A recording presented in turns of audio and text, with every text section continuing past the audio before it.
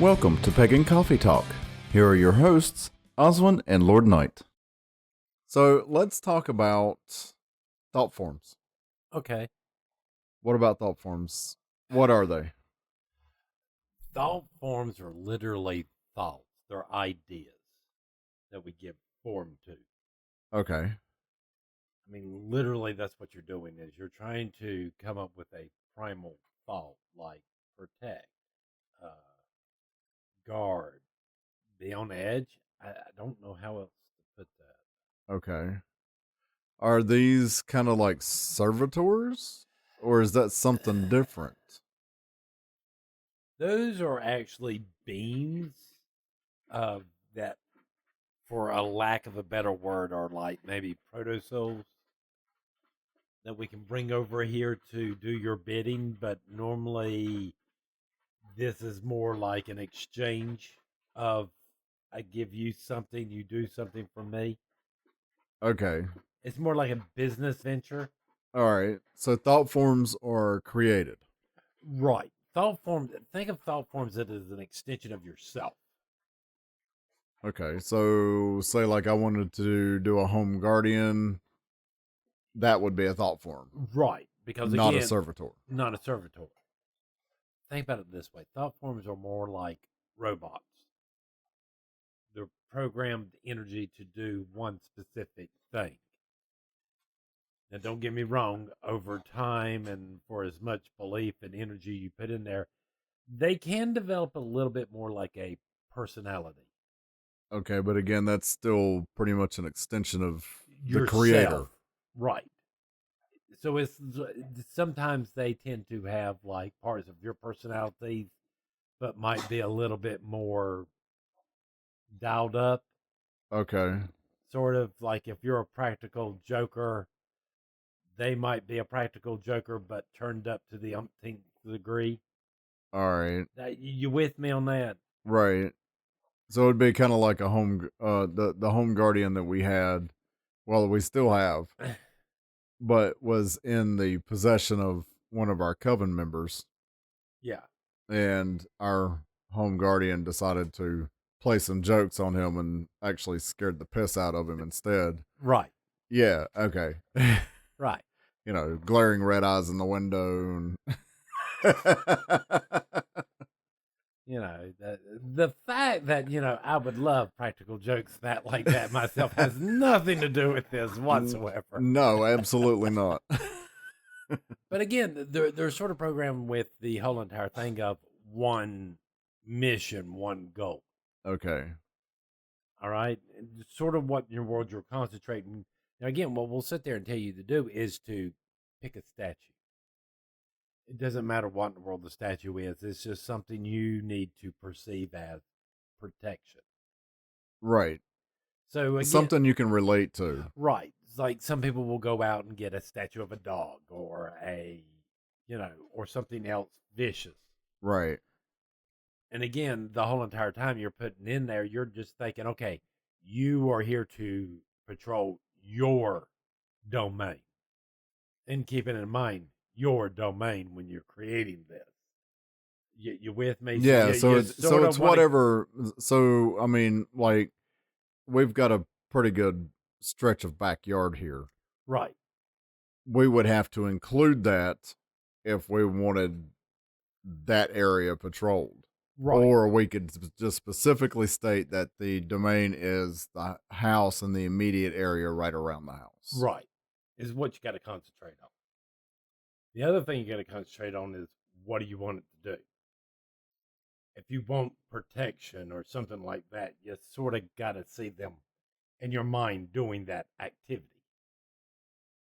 Okay, what activity? Well, whatever it deems as protection or whatever you deem as protection. If you wanted to continuously walk around your house like a soldier, that's what you should be imagining it doing as you're creating it. Okay, what if you want to kind of just give it free reign? Like if you wanted to imagine it being more like a dog, behaving more like a dog to where it protects a certain area, Yeah. that works. Okay, but I'm saying, like, instead of like marching or patrolling in that sense around your perimeter or the interior, if you want it to just kind of like be do whatever, Again, you imagine it to do exactly what it is you want it to do. but how can you imagine it being free reign? Do you imagine it doing all these activities like marching, running, Running the whole 9 yards. walking? How in the world do you expect it to guard your house? Okay, so you pretty much have to tell it everything. You have to Right. tell it how to act, what to What to do, when to do it. right. Okay, so when does it take on quote unquote a mind of its own? It sort of does that over time because you got to remember part of the thing on this is these things require recharging. Okay, yeah. All right, there are certain points throughout the year using certain Sabbaths and stuff like that to mark the time to where in the world you're going to pull it down and give it a little extra boost of energy. Can we discuss which Sabbaths? Yeah, Then I which guess. then how do you know, I mean, how do you know when to recharge it? Well, I mean, normally you're going to do it like in the springtime when you're doing the spring cleaning anyway. Okay. You with me? Right. So you take whatever totem you've got, Right. And take it to your altar and replenish the right, and just energies. reimagining what it's doing and the whole night reinforcing what in the world you did before. Okay. You're doing the exact same spell. So if you imagine it, patrolling your property and whatever, then that's what the world you sit there and do again. All right. Now, Mm. say it didn't quite work out the first time and you wanted to make some changes. Would this be the time to make those That changes? would probably be the best time to do this. Now, don't get me wrong. The ones we typically create, they normally survive off that agrarian field Well, yeah. created when we do ritual. Right. So we don't typically recharge ours if we're doing ritual in our home. Right. Or Okay. you with me? Yeah, Our no, own that makes little sense because it's feeding off of that energy, is feeding off which that energy, which not is our energy, but it's right. also ritual energy. It's Well, and one of the other things that help is when you first make these things is you're going to have to give it a name and you're going to have to talk to it right. when you're leaving the house, telling it by name, hey, watch the house, the whole 9 yards. I mean, like our dog. Our dog hates me because every time I leave, I'm hey, such and such is in charge, and he's not. Right. You're telling the dog. I'm telling the dog that the house guardian's in charge.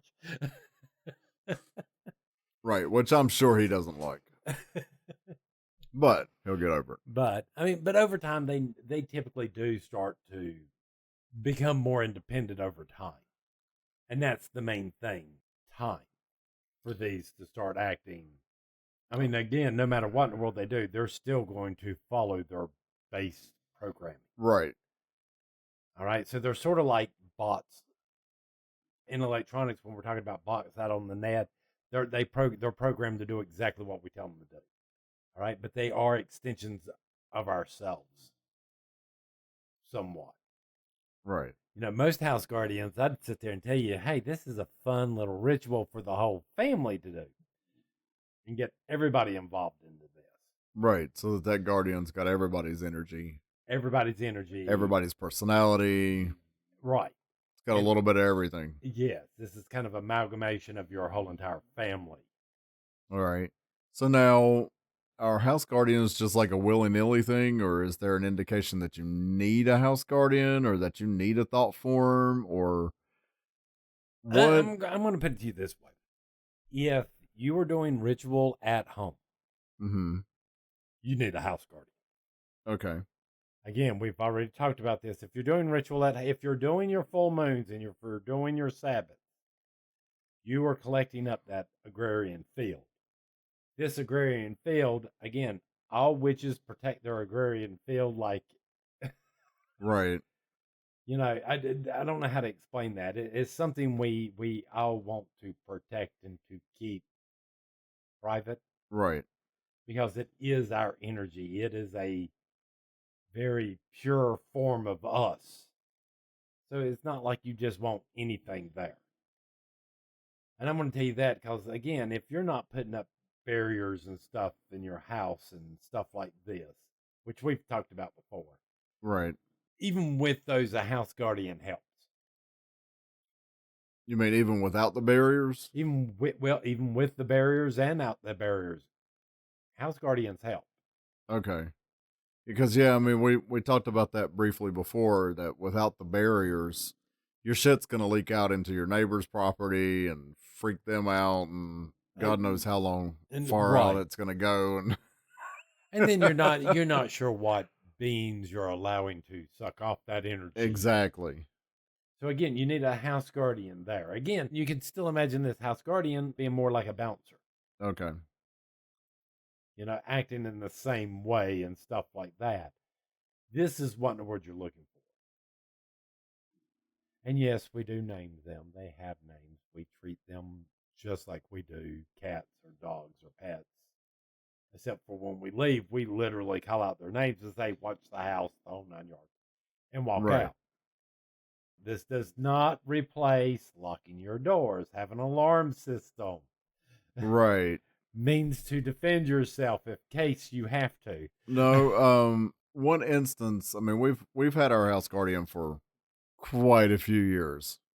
Okay, for a lot of years. And there was a time, just to give everybody an instance of kind of how this works, in case they don't know. Your sister lived with us for a while, Right. and she brought in a guy that she was dating. And granted, we didn't really have room for everybody there, but we made do. And we came in one day, and he was on the couch in a fetal position, rocking back and forth, talking about something being in the house. And you're kind of looking at him like, okay, what'd you do? He's like, I didn't do nothing. I was watching, I was washing dishes and felt like something was watching me and it felt something tap me on the shoulder. And we were like, okay. But we knew because money had gone missing out of our change jar. Right. And that just proved it to us because our You guardian, you were doing something you weren't supposed to do. right, And the you got guardian, creeped out. right. The whole 9 yards. Yeah. Needless to say, he left and didn't come back to our house anymore. Funny how that is. All right. Again, you're right. This is how this really does work. Yes, those people get this funny feeling, like they're being watched, creeped out feeling, and then suddenly they're like, I gotta go. Right. And then they leave. Then they tend not to come back. So no, it doesn't replace home security of any No. kind, like locking your doors and your windows and taking standard precautions for wherever you live. It doesn't replace that, but it sure does help. It does. But again, yeah, you also got to remember, stealing things off of people's altars and stuff like that are Oh not yeah. always necessarily a good idea. No. Once we've had that happen too. Thought forms can be created for a myriad of things. There was even an idea about creating a thought form just to carry out spells. Okay. So they don't have to be strictly for protection or for guardianship or anything like that. It can be for some type of service Right, other than those mentioned. right. So it doesn't necessarily have to be protection. They tend to be, majority of the people have a house guardian, and this is what they're talking about as far as the thought form. The thought forms can also be created to retrieve info. Okay. And again, that's their whole entire job. You tell them to find out something, they make sure that that information falls into your lap. Again, you still have to keep them charged and pay attention to them. And That could be dangerous. again, you got to remember, you have to treat these like pets. They require care and talking to just like anything else. So you can't just like always make one and just shove it on a shelf and forget about 2 years later, go, oh, I forgot all about that, it and expect it to still be there. and expect it to still be there. That you have to maintain that connection. The majority of the times when we tell people to do this, we tell them to always place a statue, especially if it's a house guardian, like by the front door. Yeah, That way, somewhere you'll see it every day. every day, that way you'll remember to tell it to watch the house when you're leaving and say hello to it when you first get there. Mhm. And again, having everybody else in the house do the same thing seems to help reinforce this idea. Right. All right. I mean, for the longest time, ours was housed in wind chimes Yes. that hung on the front porch or the back porch, where whatever you consider the main door of the house was. Mm-hmm. He always hung Right. outside there, Yeah, right as you walked out the door, you always saw him no matter what. and you could literally see him change positions. One day he might be facing east, one day he might be facing west, and you'd be like, "Oh, okay, what's going on?" What's going on? So, you know, it happens. Yeah, I think that's about it. All right, so on another topic, let's talk about nature versus nurture. This was put in there because I've heard this a lot. Mhm. What behaviors are nature? What behaviors are nurture? A lot of people want to sit there and go like, well, a woman is somebody who wears makeups and a dress and blah. But those are not, to me, are not nature. Right, because we also know plenty of women who don't wear Don't wear makeup, makeup. don't wear dresses. And again, when we think about tribal days and when we go back in time, this was not a normal behavior. Okay. Do you see what I'm saying? Yeah. But yet they want to say certain things are feminine behavior and some things are masculine behaviors. My question is which is real? What is truly, what part of our personality is actual nature? How do we determine that? Well, see, this has got me wondering when I started to think about this is kids have been accidentally raised feral. There was some girls who were raised by wolves. Okay. All right, or a girl that was raised by wolves. This is the whole entire raised by apes and the whole 9 yards. This has happened Yeah, on rare on occasions, but it has happened. rare Yeah. occasions. All right, so that means that these kids that went through this would only seem to display nature behavior versus nurture.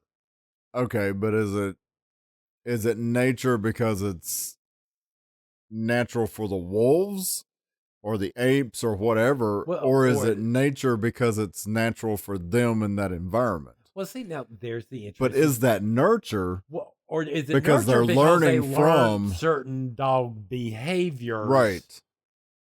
You know, like I saw a kid on TV on YouTube the other day where they were showing them being raised by around a bunch of other dogs, Hmm. and the baby was going around with things in its mouth, carrying it like a dog would, Right. instead of using his hands because it freed up his hands to kind of because he was still learning how to walk. But is that nature or nurture? I see that as nurture because it's learning from its environment. Well, again, when you're dealing with something like humans, what behaviors do we learn? Okay, What this seems is like an infinite question that's it never going to be is answered. well it seems like it. So when we actually think about this, what are our basic instincts? Survival, Survival, reproduction, right? you know, are we exactly like in the world they try to tell us where men and women really aren't supposed to be monogamous? Because I've heard that monogamy is a learnt behavior, not a natural thing, and that the natural thing for all guys is to, well, try to Spread your seed, as much as possible. right? I'm not trying to be gross here or anything. I'm saying, is this really true? Well, I mean, But yet, it seems like it is because so many guys cheat. But then the same can be said about women. There are women who cheat in the guys who are well, I mean, monogamous, nowadays, I mean, it's kind of like girls have a higher body count than guys. right? So again, is this learned behavior? Can we even learn behavior that could override natural behaviors? Well, I do think that's possible because I think that's been done over the decades. Well, I mean, because and the reason I think this is, well, let's again, not that I'm picking on women, but women tend to want to be more monogamous in relationships. I'm not knocking one way or the other, learned, but that tends to be, hence the reason we have jealousy. But again, But is that learned? but is that learned? But do you see what I'm saying? But I don't Is think that a learned jealousy. behavior? I don't think jealousy is learned. You don't think Jealousy's so? just, it's an emotion. It's something we have. But if we Right, but weren't, but if we weren't meant to be monogamous creatures, why do we have jealousy? well, and see, that's my question because when you take jealousy, for instance, even as kids growing up, you can see the adults in your life getting jealous about things. Well, yeah. You don't know what to call it. You don't know it's jealousy, Well, come on. but you're still learning that behavior, We came up during the 30-minute sitcom. How many episodes from right? all of them at some point dealt with jealousy Right, they all did. of some form or another? A best friend jealous over another friend, or over a girlfriend, or whatever. Right, but that's my point. Even as kids, we're still technically we're learning jealousy. I mean, to a certain extent, we are. So in that sense, I don't think jealousy is a natural response to anything. I think it's But a learned behavior. no, I think to me, jealousy is an emotion, just like being sad or happy. You're You think never so? Well, you're never taught how to be happy. You're not taught how to be sad. When you're a baby, you'll just laugh because you think it's funny. Well, yeah, but even as kids, we're not jealous of anything. We're just because we Well, shared, but then we started getting older and we started seeing examples of jealousy. I've seen moms that have multiple kids, and the kids are really young, and kids start showing jealousy over siblings. Well, that's true. You know what I'm saying? That is true. Where Yeah, they haven't because learned enough to really get that far along. right, and if you've got more than one kid and one kid gets something and the other one doesn't, well, Well, where's mine? again, How come he or she got one and I didn't? again, my belief of why in the world women tend to be lean more towards socialism and capital and communism is because their mindset is there. You mean as far as the household's Yeah, concerned? right, and how families and stuff. I Okay. think their main thing is no, kids stuff. No, got to keep peace. You can't give one kid an ice cream and not give the other kids. Okay, so that's a learned behavior. That to me might be a learned behavior. So that's nurture. Right. And But it's self but that's sort of self learned. well, it doesn't matter. It's still a learned behavior. But as far as jealousy goes, you're saying, and I can kind of see that now. I mean, Because again, we don't learn emotions, we just experience them. right. So you don't learn angers, you don't learn upset. You might not experience jealousy like that as a kid, like we do when you're going through the puberty thing and the whole 9 yards, and as adults, and because those feelings start taking on different meanings. Okay. And there's other feelings that we don't learn how to love. No, we don't. True. I mean, again, we're gay men. We didn't choose to be gay. We just started to find men attractive. Right. All right. It's not a learned behavior. It was just a natural occurrence. Well, again, it's And I see the same thing in the boys I grew up with that turned out to be straights. They just started to find certain things attractive. well, when you put it like that, even the mothers, as far as households go, being more socialist, when you put it like that, no, it's not really nurture, it's more like self nurture. Right. And this is more along the same thing where it's a self learned Behavior. thing. Well, where we had to learn how to not only love ourselves but to love somebody else in the process, even if we had been straight. Right. It's not something that we innately know. We have to teach ourselves how to do that. Right. And again, there are just certain things like no explanation here. All right. Now, we're completely different people. You really like vanilla ice cream. I don't. No, you don't. You can't stand I vanilla ice cannot cream. stand freaking vanilla. To me, that is a nature behavior for you. Nobody Okay. taught you to like vanilla. You No. just like it. Yeah, it's something I've always liked, Do you see what I'm vanilla. Yeah. saying? So again, where I see behaviors where it's stuff that you've just always been that way as more nature. Okay. And so again, yes, if you have that person around you and they're suspicious of everybody, that might just be a natural instinct for them. And it's not necessarily something they can change. It's just part of the way their brain sort of. So what about something that's a little more iffy? Can you give me like an example of that? I mean, where Well, it's kind of, well, where it might be iffy that all women want to get pregnant and have kids. but we know that not to be true. Right. That's what I'm saying. It might be iffy because, again, I've talked to a lot of women over the years. A lot of them, when they're young, say Mm-hmm. they don't want kids, but as they get older, suddenly do. Well, that's been attributed to the whole quote unquote biological clock. Uh, so forth, so on, and stuff.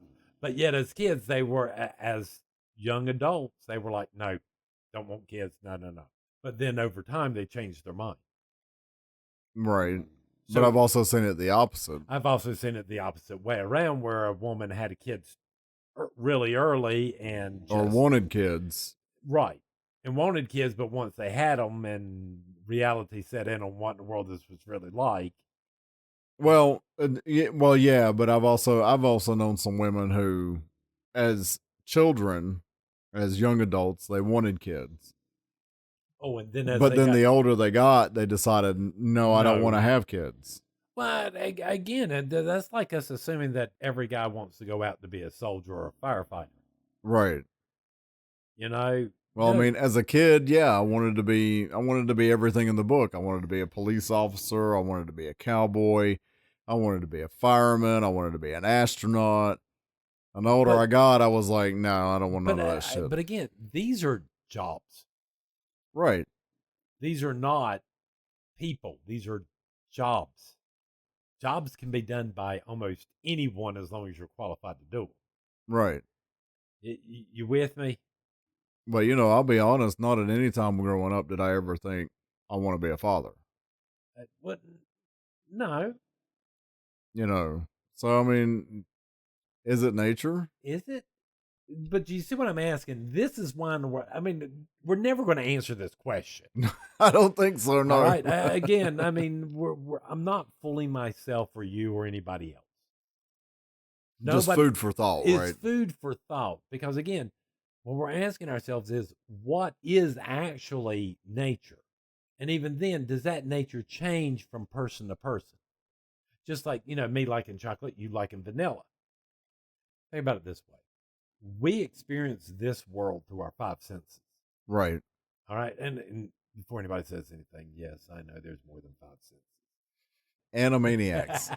Song called the Sense The Song. Sense song, yeah. All right, trust me, we know there's more than. That's SENSE Sense song. It's the only way we experience it. No, at no time am I sure that I am seeing the exact same hues that somebody else is. Right. My brain could be interpreting that hue is actually a different color for me than it is for you. Which I do believe because we recently painted the apartment within the past 5 years, and two colors happen to be fairly close to each other, and there's one wall that you're like, I can't tell the difference. Right. And I'm like, but there's an obvious difference. But now on the opposite hand, all right. Now when we sit there and say that, all right, hence the reason why I have a problem with all the trans people, because you only know how to be yourself. It's not like we're going around being like what's his name? The comedian, the short comedian, Uh, Brad. Brad. Oh, I don't know his last name, Yeah, but we're not. Nobody goes around going, "I'm a guy, I'm a guy, I'm a guy, I'm a guy," or "I'm a girl, I'm a girl, I'm a girl." Just like he does not get up there and do that whole entire "I'm a midget, I'm a midget, I'm a midget." right. I'll put a link in the description somewhere. But that's my point. Guys don't go around going, "Hey, I'm a guy." No, You can only feel yourself. You don't. So if you're sitting there trying to tell me like you feel like a woman, how do you know? You don't. You don't even know if the person sitting beside you, if you pinch them, might get pleasure out of it instead of pain. right, If you were able to take them and put them in your brain. right, Okay, I mean, we're just assuming that during certain intimate behaviors between adults, that the body suggestions and noises and stuff get that this person's feeling pleasure. right. Because I remember a show called oh god, it was Judging Amy, Mm-hmm. and I remember the mom because she played on Cagney and Lacey. But anyway, there was a kid. This episode of it was there was this family and they had like 8 kids. All the kids were well adjusted. The family was a very loving family, nothing bad. Right, Anyway, she was sitting there watching a video of the family playing together. And the littlest one sitting there because they were doing the whole tickle games and stuff like that. okay, All right. And her daughter, Amy, who the show was about, comes in and looks at his mom and goes, "What are you watching? That sounds like torture." And then it dawned on her what in the world was going on. The kid was perceiving this playful thing that the rest of the family was seeing as a good thing as a bad thing. right, That's what in the world interests me in this whole entire thing. What part is nurture? What part is nature? okay. Just because you perceive it this way, does it really mean everybody else is? So do you think it's also it goes beyond like basic emotions and basic actions, but you're saying it also goes into things like our perceptions of pain and pleasure. Right. Our perception of what in the world we see, how our brain interprets them. So this whole argument goes into that territory. Exactly. But you see what I'm saying? Because we only experience things from inside our body. I Right, will never know what it's like to be something else other than this body right, because I have no other form of reference. I can sympathize and all that with other people, yes. You with me? right. We do that all day long, and we're using visual cues and stuff like that. But But we're not technically, experiencing that. we're not experiencing that. Technically, in the back of our minds, if you really think about it, you're not sure. I mean, you see the people. I'm sorry. That's why in the world these S&M people exist. They experience pleasure. I mean, what most people would probably consider playing as pleasure. Right. But now again, is that nature or is it nurture? Nurture, that's the point. Is it something that was discovered at some point? Was it self-taught? Was it Or environmental? or Was it or is it just the way your brain is wired? right? And for some reason, pain seems to set off your pleasure centers. I mean, we could go into a whole nother not safe for work discussion on that, but But again, but you start to see where again, if you got people that can do this, and yes, I have heard of people who have been flogged to orgasm. oh yeah, I have too. Is this a learned behavior? Or is this something natured for this person? And then that still brings up now. Don't get me wrong. If we're sitting here and we're arguing this, and we don't know if the sky is actually blue or if we're all perceiving the same hue, Right, what we can do is here's the wavelength. We're all seeing the exact same thing here. We're all seeing the megahertz or the energy coming off of it, the whole oh nine. okay, So, yeah, so there are things that we can do where we can, like boiling water. We don't have a consensus from scientists on when water boils. We have an actual temperature. right. But we can easily tell when water is It's boiling boiling by because observing it, right, but it has to get to a certain temperature. Well, yeah, to be technically considered boiling Boiling. water. But do you see what I'm saying? There's no argument there. Right. Now we might argue the way it sounds. Because the way my brain might interpret the sound of boiling water and the way your brain might interpret the sound of water could be two different things. Could be, yeah. Could be. But I'm going to say that let's go out on a little bit of a limb there going, I think the majority of us experience the world the exact same way. Or Majority of the time, that the bulk of everybody. okay. I would go as far as to say I like the wavelength Right. thing to where it might be within a narrow range, Right. so to speak, but it's on its own kind of a spectrum, if you will. Yes. So that we might not actually be seeing the same type of colors or hearing the same exact sounds, but it's within that narrow range on the wavelength that it's pretty much uniform as it is. Well, I mean, we are assuming there's commonality here because people will sometimes describe experiencing the same thing Exactly. in the same way, maybe not in the exact Or close same to the world, same way. or pretty close. Right. So again, I'm not ignoring the fact that there are experiences that everybody is. It's just that there's some point to where we have to start realizing you are an individual and you are perceiving the world in a unique way from everybody else. Right. And that is strictly considered nature. Nature, right. Everything else could easily be considered nurture. To some extent, yes. Yeah, well, yeah, to some extent, because everything, a I'd lot of s- things are based on the way you experience your environment. Right. Because I mean, I would sort of like to go back and see all these feral kids over the years and see if they've noticed any repetitive behaviors Mm, that these kids, and would assume that those are more akin to nurture if they're not demonstrated by the animals that they were raised by. So, in other words, if one was raised by wolves or somebody in the canine family, right. and someone was raised by coyotes or, I don't know, tigers, pick something, and both humans in both situations showed certain behaviors, I would have to say that that is nature. That is the nature of humanity, not Okay. the. Do you see what I'm saying? Yeah. Yeah. In other words, they could be two different families of animals, Right. two different species Well, right. altogether. So once you take their But behaviors any out, commonalities between the humans raised by two different ones, right, would seem to those are nature. indicate more nurture behaviors and more of our base human behaviors. Right. So those commonalities would be the nature, Right. and the rest of them would be nurture. Right. Again, like the people you were attracted to.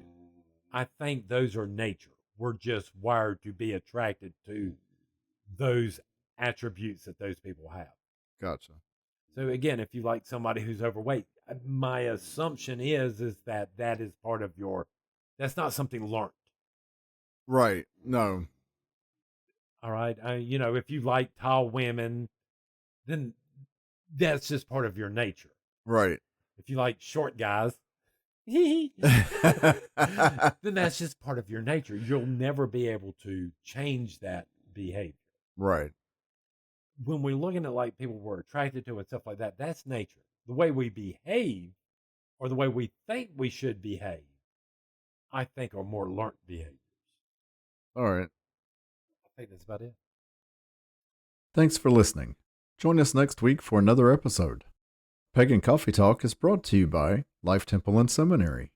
Please visit us at lifetempleseminary.org for more information, as well as links to our social media: Facebook, Discord, Twitter, YouTube, and Reddit. We travel down this trodden path, a maze of stone and mire. Just hold my hand as we pass by a sea of blazing pyres. And so it is the end of our days, so walk with me till morning breaks. And so it is the end end of our days. So walk with me till morning.